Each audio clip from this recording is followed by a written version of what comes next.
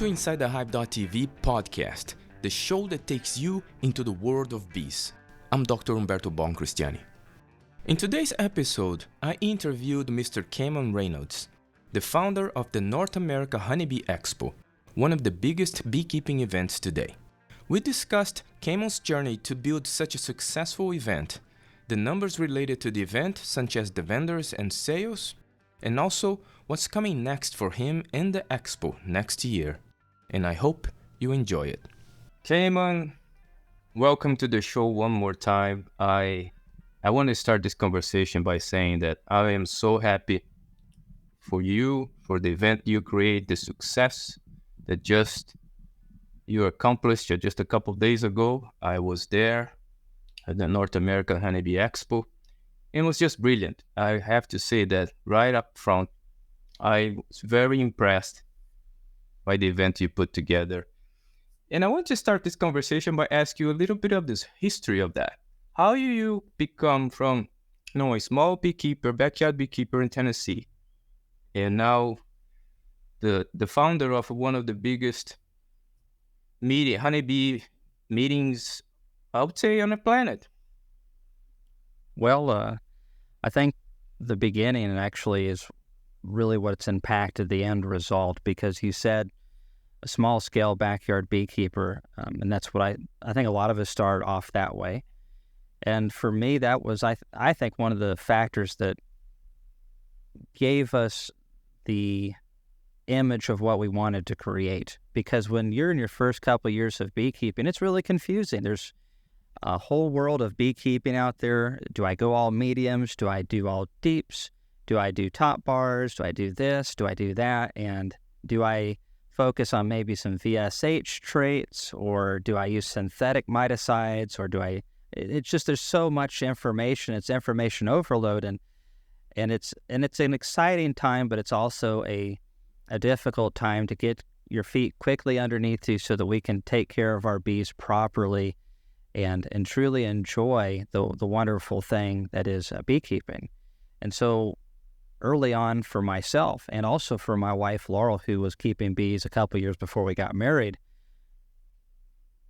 we really wanted to find a place where we could go and not just learn education on bees that would help us keep our bees alive, but also what could we learn about the industry itself. Who makes this style of extraction pump? Who makes this style of bottling tank? Who makes this type of woodenware? Whatever it is, who are the players and who are the new people and who are the movers and shakers?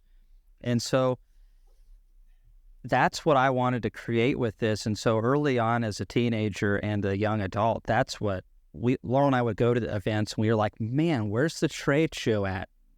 Man, where's the exciting stuff? And why is this boring? We love beekeeping, but why are we going to these shows and we're bored and ready to leave halfway into the show? Something's wrong here.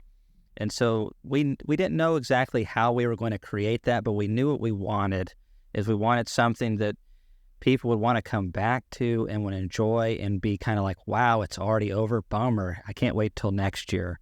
And I think that we've been able to do that, but it takes a lot of work to do anything well. And I got to say a big thanks to my wife, Laurel, and to our team who did an awesome job. And thanks to you, Humberto, for being one of our VIPs this year and helping us have the social media presence. And we didn't ask you to speak this year because we already had it full, but you were able to do so much for us in regards to networking with people and videoing stuff about the Expo. So that really is awesome. Thank you. That was a pleasure, and I want to clarify things. I already got some comment from my audience on YouTube asking why didn't Cameron give you a booth? I saw a lot of people with the booth. I want to clarify. He gave me a booth. I just couldn't. I didn't have enough time to prepare myself, so he wasn't mean to me. So don't. So the people are thinking that you didn't give me the space like other YouTubers, and that's not true. I want to be very clear here. Well, thanks for saying that. We definitely think you're worthy of a booth. It didn't work out this time, but you know what? That's the nice thing about beekeeping or anything else. Well, maybe we didn't quite get it right the first time, but we'll try again, and we're always going to come back. I know Humberto's this way as well, bigger and better. So looking forward to that. If you give me the second chance next year, I promise you, you're gonna be surprised. All right. I love it. Number right. What makes the Bee Expo fun? Fun. That's pretty fun. But there is a big bridge, as a small. Do you have any background in business, entrepreneurship, or what's your background, Cameron? What you did before that? Because there is a big bridge, and a lot of people have problems in creating businesses, and all this statistic is out there. It's not encouraging for people to create things from scratch. And from a small operation of beekeeping that take a lot of your time already, to create something like that, the mindset and the structure and the organization is something that might be natural from you, can you elaborate a little bit on that, or the secret weapon is L'Oreal? So that is the secret weapon. You really just ruined my whole long talk right there. That's the secret weapon. But no, Laurel is a huge part of this, and we're a team, so obviously having two people go at it, it's a lot better. But Laurel and I both graduated high school. That's it. And which I say that's it. In today's standards, that's just average or whatever. But, education is your responsibility. That's the way I look at it too. I mean, yes, there's general education that you get going to school and stuff, but at a certain point, it's your responsibility. And so it doesn't matter that I'm 35. I'm learning faster and more now than I ever did as a teenager. And it's not easy. I remember those feelings like when you're going through a test in high school or whatever, and you got to cram and you got that stress. And of course, you think at 16 that's just the biggest and worst thing ever. Why don't we just give anything Humberto to go back to that level of stress again? Boy, that would be nice. I agree with that. And so, but it's going through those experiences as a young person, and that stress and overcoming that preps you for adulthood, in my opinion. You've got to have some of that. It's important. And the same way with growing plants, they have to have a little bit of stress to be strong plants. So, that being said, we never stopped learning. And after I got into bees at 14, so I started early, and this has been my entire adulthood. It's been a lot of my early, all my teen years almost. And so bees is just my thing, and gardening. And so we just never stopped. That's the only skill that we have. If there's a secret that we have, is just we never stop learning. We never stop working. 40-hour work weeks. We don't know what a 40-hour work week is. I think we would like to try it for a week or so, but I think we would get bored at this point. And when you truly love what you're doing, getting to work with people like you, I enjoy this. I enjoy seeing you at the Expo. I saw you at the Honey Producers this year. That is a lot of fun, getting to talk and getting to be a part of the movers and shakers in the industry. There were several cool people there. Getting to talk today to Matthew with Premier. I talked to Anura with Pierce Manufacturing today about some business logistics. I missed a couple phone calls from some companies today. I love it. I love my job. And so my dad and I had this conversation. He helped me at the Expo. Both him and my mom, they were just kicking rear end all the time. And thanks, Mom and Dad. And my brother, Ethan. But my dad works a 40-hour work week job. And then he comes home, of course, manages the farm. And back in the day was getting all of us boys into the high gear and making sure we didn't turn into delinquents or anything like that. But he was talking about his job and stuff and about the hours that I was working. He's like, isn't that, kind of rough? I'm like, well, Dad, think about this. Because my dad loves deer hunting, right? If you could do your 40-hour computer programmer job a week and make the money that you're making, or to make the same amount of money you have to work in a 70-hour work week deer hunting, which would you pick? And he's like, oh yeah, deer hunting all the way, not even close. I'm like, that's what this is for me. I love it. Sure, we all have bad weeks, but so Laurel and I, we love beekeepers. We love bees. We just love the bee industry. So for us, it started off small, and we never, ever thought that we were going to be in this position running a big expo like this. And so we're more shocked than anybody else. It is great to see the work that was done. I was looking for something like that to happen for the last 10 years that I'm in this industry. I saw that gap. I talked with the main meetings, people out there. I was trying to raise my voice a little bit. People couldn't see the change. The world was changing very fast, and I saw the gap there, and that's what I was working on the video that I'm working right now. I'm gonna publish about the event. I'm gonna release soon. I'm gonna release together with this podcast episode about what I call the American way. This is a market economy, and comparing with from my country of birth, I could one of the main differences is the environment here allows that kind of magic to happen. A guy like me that like to build things in a bad environment it's almost impossible.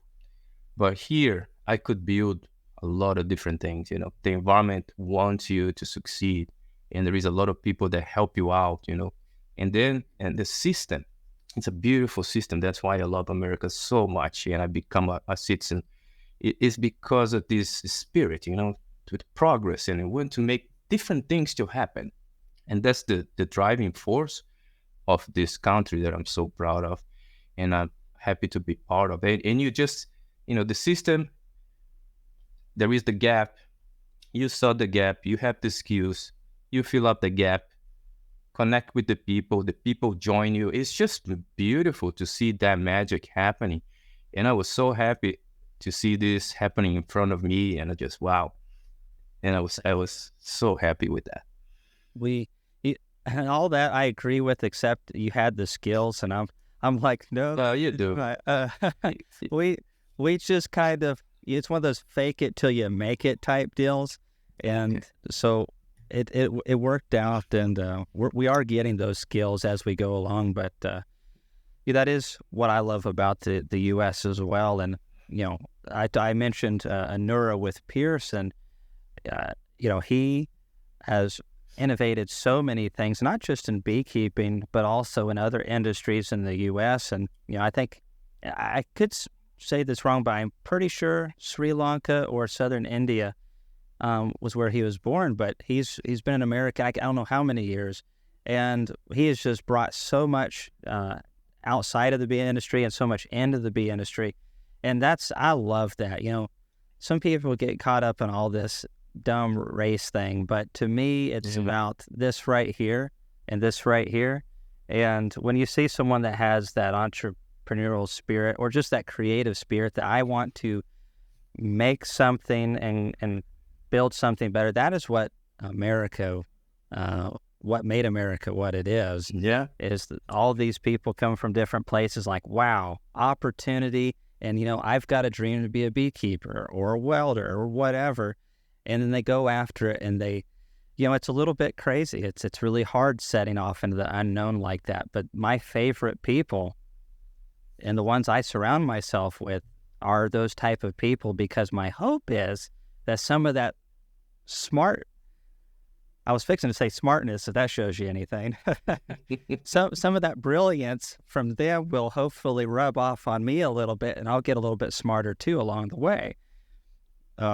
But that's kind of where we are, and that's what makes the Bee Expo what it is it's an honor for us to be able to put on an event.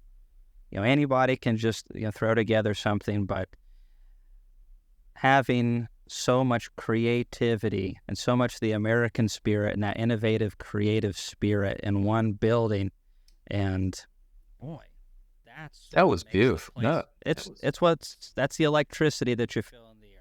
That was great. I could stop by, and a lot of other entrepreneurs bringing new ideas to the market. I help many of those behind the scenes in my consultant business with Kara, bringing the UBO assay, finally launching that. That took 13 years, man. 13 years, and it's a lot of time.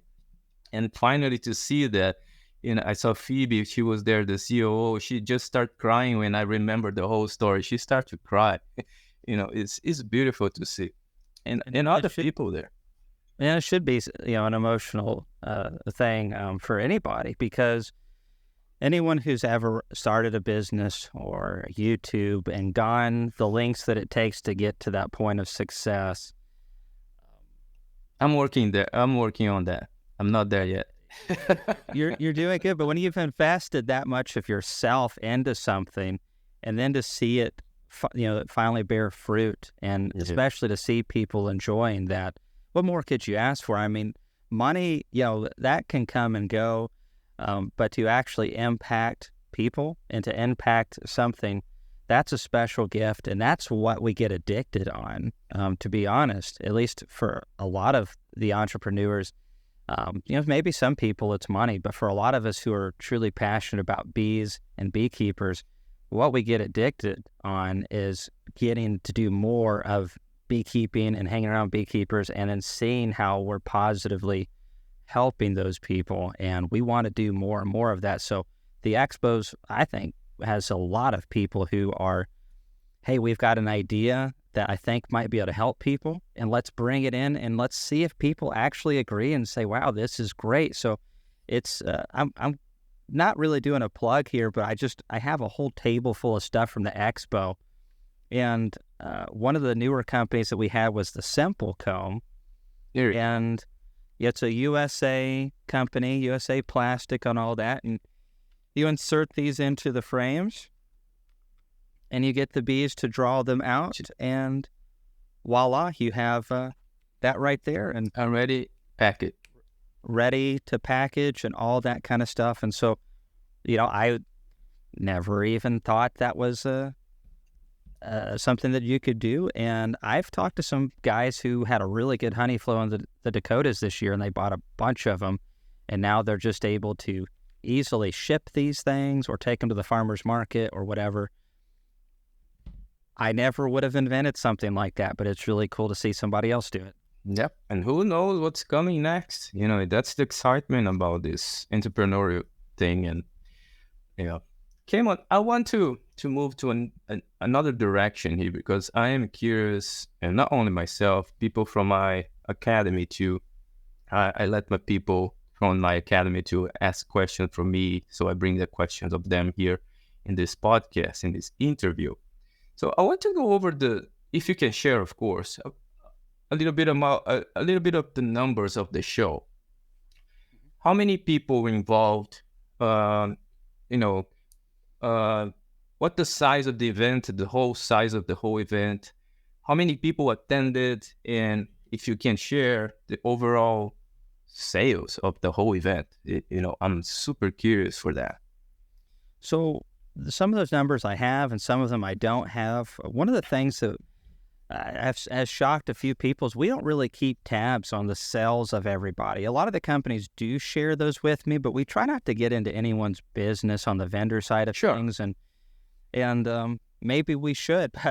I'm kind of one of those guys. I don't like people getting into my business, unless I know them, and vice versa. So I'm talking about a rough idea. You might have a rough idea.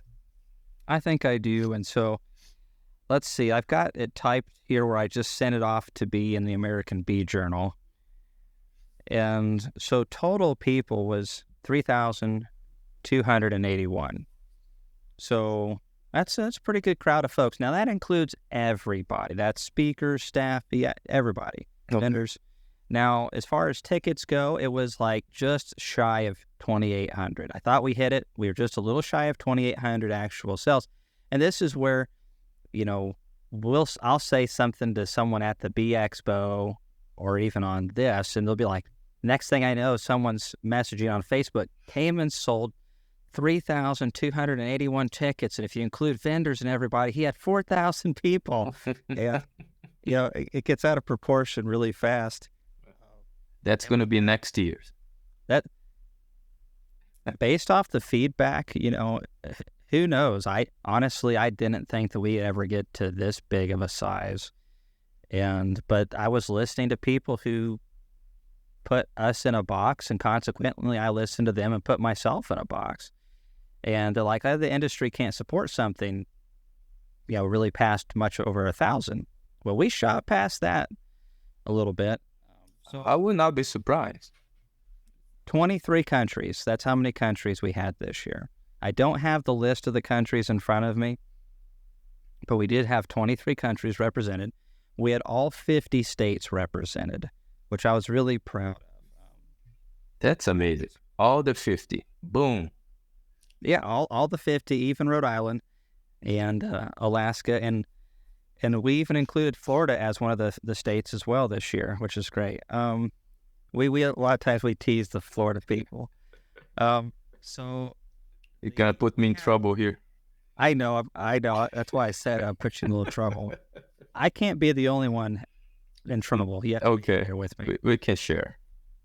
And so we had just a little under 80 Canadians that we know of. Some people don't enter in where they're from.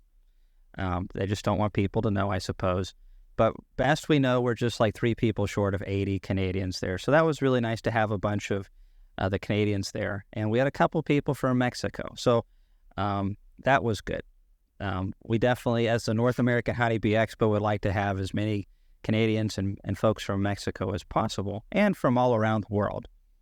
So it was quite fun. We had 1,100, and I believe it was 78 entries into our honey show.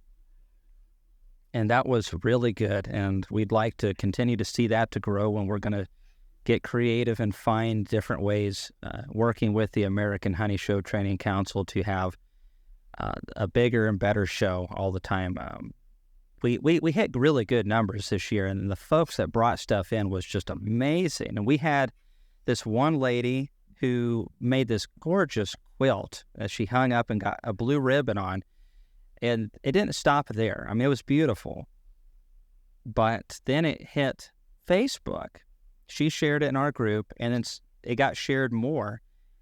It's had almost 500,000 views on that. Wow. And 32,000 likes. Now, my group has 8,000 people. Yeah. So it got shared into some quilt groups and some other groups, and it just took off over there. And that's something that doesn't need to be overlooked in our industry. Is a really great way to bridge honey cells, lip balms, getting new people into beekeeping. And that's not even selling a jar of honey. That's just showing a gorgeous, well-made quilt. And that was good marketing for the bee industry that she did, if she meant to or not. So the honey show, I think, is important for just that reason. We've gotten a lot of people sharing the pictures of all the diverse colors and flavors of honey. And it's just, we want to have a honey show one day that can compete with the national honey show in the UK. In the UK. We highly respect them, and they say imitation is the highest form of flattery. And so we would like to be able to imitate those high numbers that they have over there, and give them a run for their money, in a complimentary way. And so it's a very tip of the cap from us to them, that they have an amazing honey show, and we would like to continue to grow and maybe be a little bit more like that.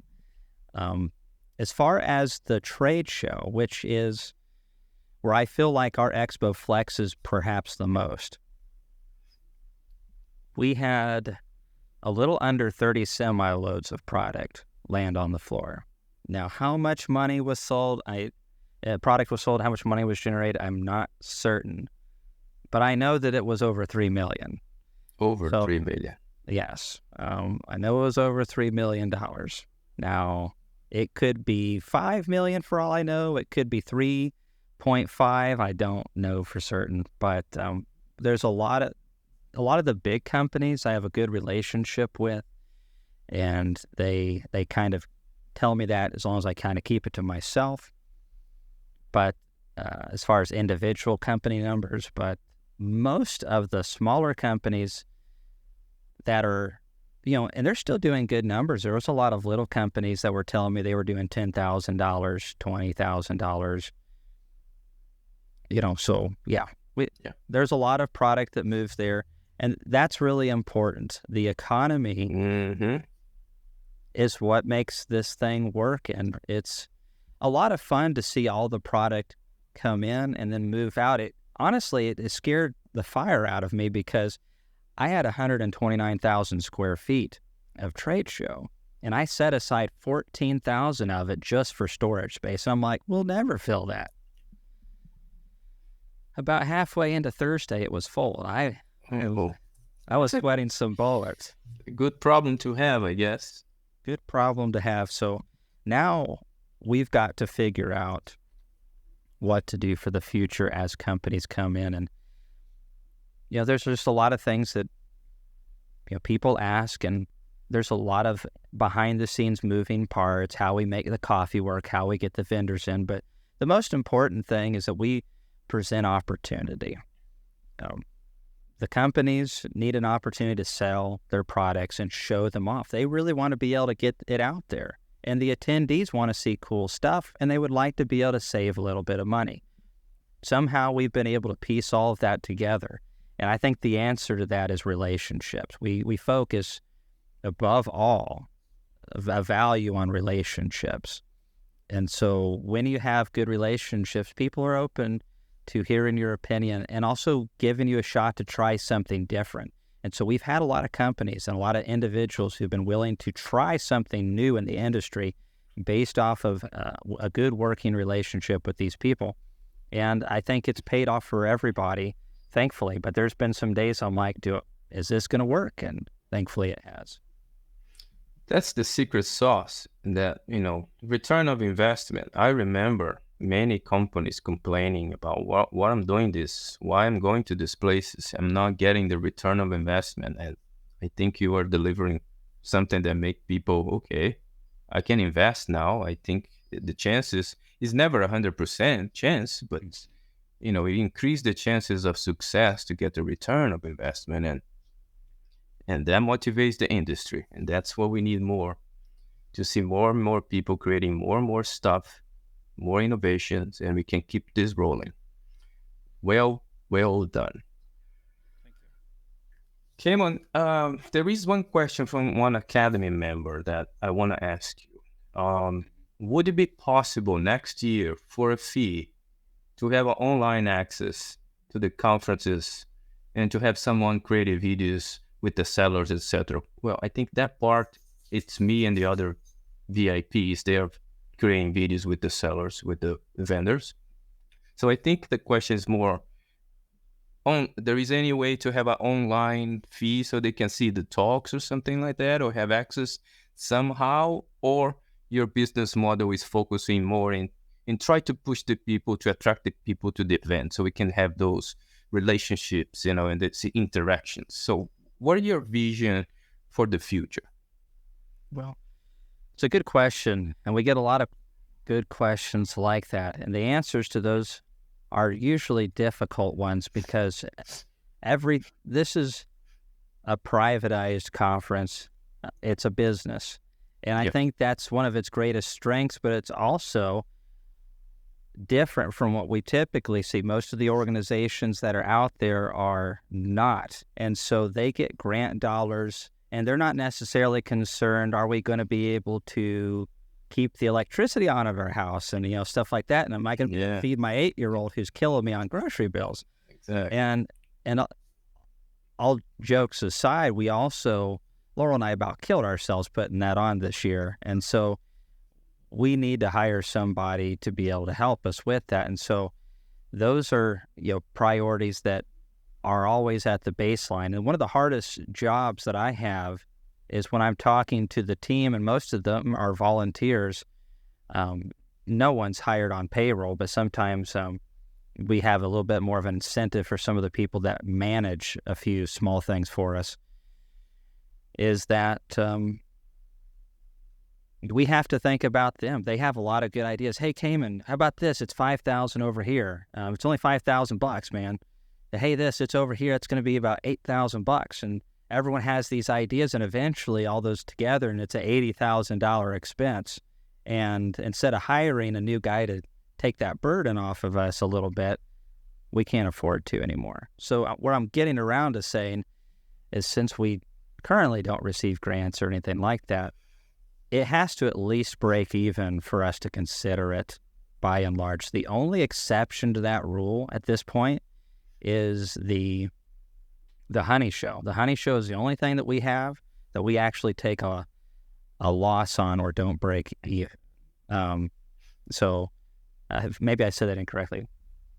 It is something that we take a loss on. Everything else we break even on, or we have to make a net profit, or it's just not worth it. So if we can dip our toes into the waters of having a online presentation like that, and we think that it's worth it, it doesn't have to make us killer amounts of money. But if we can break even, we will definitely look into that hard. I think that number's probably somewhere around $30,000 to have something like that.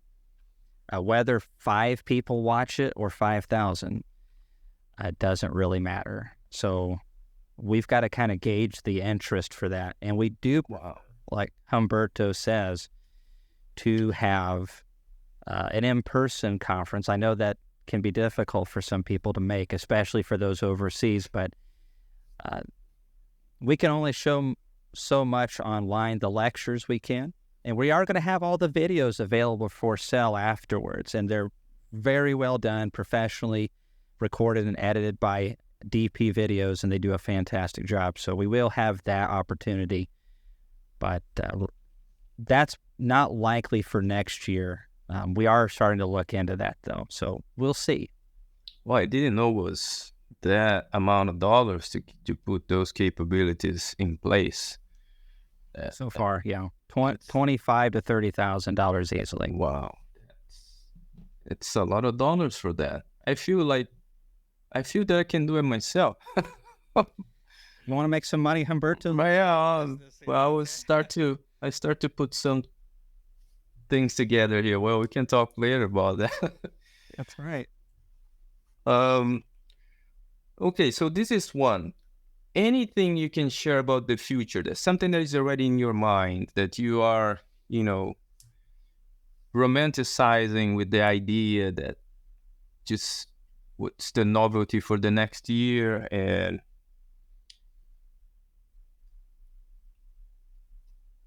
anything shareable. So we have a lot of ideas, and I mean a lot, and some of them aren't our ideas. They're like ideas like what you just presented us with. So we're looking into those. We're looking into having maybe a extra day that is kind of an extra option to purchase into, and it's more of a close-knit meeting. You're not going to have 3,000 people. You're probably going to deal with a couple hundred. It'll be a limited placement, and Interesting. This will be an opportunity for those folks to be able to have maybe a little bit more one-on-one time with some of the VIPs. It'll probably be either Wednesday or Thursday, and during that time, we can possibly have something for everyone who doesn't want to buy into that, and maybe we have some different talks on those days that are more into I'm a complete beginner. And that's something that we've never focused on before in the past, and it'll never be our main focus. There's a lot of bee clubs out there, other organizations that focus on beginner beekeeping. And we want to focus on nuts and bolts. Let's take you from where you're at and get you into a sustainable, successful situation. So that's always our main focus.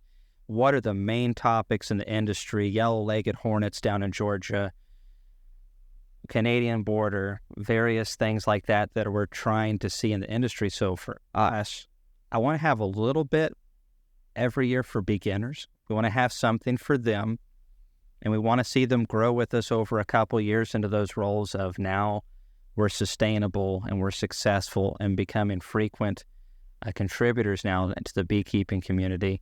And then obviously we want to continue to have more science and stuff like that as well on both aspects of it. But so we want to have a little bit more in that way. As far as like a big picture thing long term, and maybe I shouldn't say this, but hey, I say a lot of stuff I shouldn't say. And I hear about it from my wife later. So I think we have a responsibility to the bee industry where there's a lot of things that need to be done. And there are other people working on that, but I think that we can help and maybe in some ways do it better. And it's going to take time, but there's a lot of things that we need, and not 5 years from now, not 10 years from now, we need to be working on now.